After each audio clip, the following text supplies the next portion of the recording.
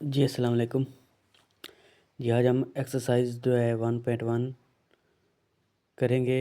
तो पिछली जो है वीडियोस में हमने देखा था कि क्वाड्रेटिक इक्वेशन को सॉल्व करने के जो 3 मेथड होते हैं। तो सबसे पहले आज हम पहला मेथड करेंगे, तो वो है जी सॉल्व बाय फैक्टराइजेशन। तो पहला मेथड जो हमने पढ़ा था वो फैक्टराइजेशन मेथड था, तो उसके ज़रिए से हम जो है ये सॉल्व करेंगे। आप तो चलिए ये देख लेते हैं पहला जो क्वेश्चन लिखा हुआ है। तो पहला क्वेश्चन आपके पास है एक्स स्क्वायर माइनस एक्स और माइनस 20 बराबर किसके है, 0 के। तो इसको हम फैक्टराइजेशन के मेथड से जो है वो क्या करेंगे, सॉल्व करेंगे। तो ये देख रहे हैं बेसिकली इसको सॉल्व करने के तरीके दो ही हैं। ये पहला तरीका है कि इन दोनों रकमों को सबसे पहले आप मल्टीप्लाई करके एक तरफ साथ में लिख लें। तो ये देखो 20 को जब मल्टीप्लाई करते हैं एक्स स्क्वायर के साथ तो वो बन जाता है 20x स्क्वायर। तो वो क्या बन जाता है 20x स्क्वायर। तो दरमियान में हमारे पास जो रकम है वो क्या है माइनस एक्स।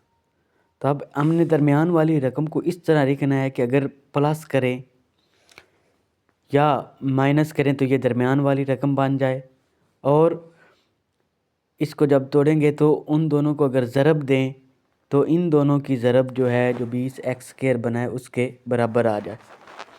तो ये देख लेते हैं कि एक्स स्क्वायर माइनस, अब एक्स स्क्वायर है, हम सबसे पहले देखते हैं कि अगर 4 5 बार होता है 20, तो 4 को जब मल्टीप्लाई करते हैं 5 के साथ तो वो क्या बन जाएगा 20। तो ये देखो 4 प्लस का 4x minus 5x minus 20 is equal to क्या है 0। अब ये यहाँ से नज़र आ रहा है कि हम इस रकम को इस तरह तोड़ कर दिखाए, इस रकम को x को, कि अब इन दोनों को अगर प्लस करें या इन दोनों को माइनस करें तो फिर आपके पास माइनस एक्स ही बचता है। ये देखो दमा का 4x और माइनस का 5x, तो इन दोनों को जमा करते हैं तो वो क्या बच जाएगा हमारे पास माइनस का x। और इन दोनों को अगर ज़रब देते हैं तो ये देखो ये -20 था, तो ये -20x की 2 बनेगा। अब बेसिकली इन दोनों को अगर ज़रब देते हैं, ये देख लो -20x की 2, -20x और x की 2 को ज़रब देंगे तो वो -20x की 2 बन रहा है। अब 4x को ज़रब देंगे -5x से तो वो -20x की 2 ही बनेगा। तो अब ये देखो कि इन दो रकमों में से क्या कॉमन आ रहा है, x कॉमन आ रहा है, तो x को हम कॉमन ले लेंगे, अंदर x + 4 रह जाएगा। अब इन दोनों में जो है -5 कॉमन है, तो -5 को कॉमन ले लेंगे, अंदर x + 4 रह जाएगा और बराबर 0 के। तो अब ये दो रकमें बन गई, एक ये माइनस के इस तरफ एक रकम है, एक माइनस के शुरू में ये रकम है।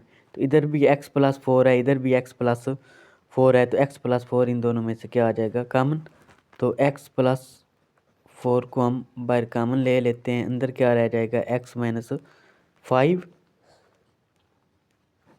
और बराबर 0 के।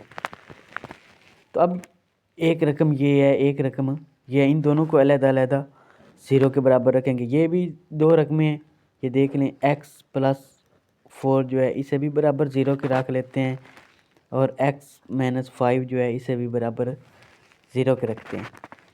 तो यहाँ से जो है x बराबर -4 के आ जाएगा, यहाँ से x बराबर आ जाएगा 5 के।